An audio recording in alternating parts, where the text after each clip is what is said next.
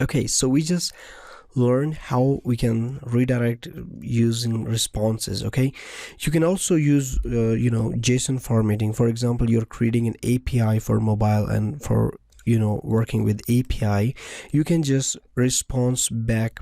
For example, if validation complete, you can, instead of redirect it somewhere, you can just print some response message, or you can print some beautiful JSON. Okay, it's very simple. So we simply need to return, and then instead of redirect, okay, we just learned how we can redirect. So instead of redirect, we will use the response right here, right?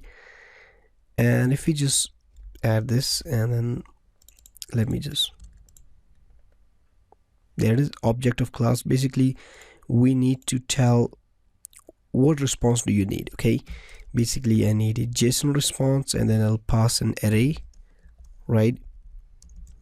And in our case, for example, it could be something like, we are just adding a post here, and then the ID of the post, for example 1, and then the title ABC. Okay, so just copy and paste this.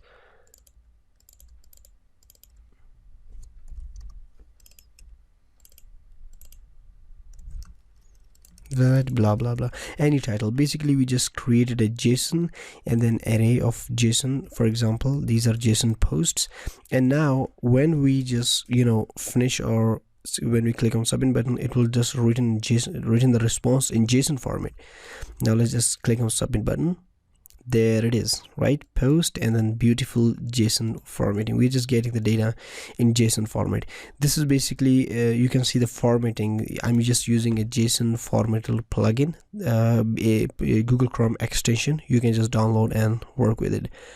So this was responses in JSON with a simple and pretty straightforward way. Okay.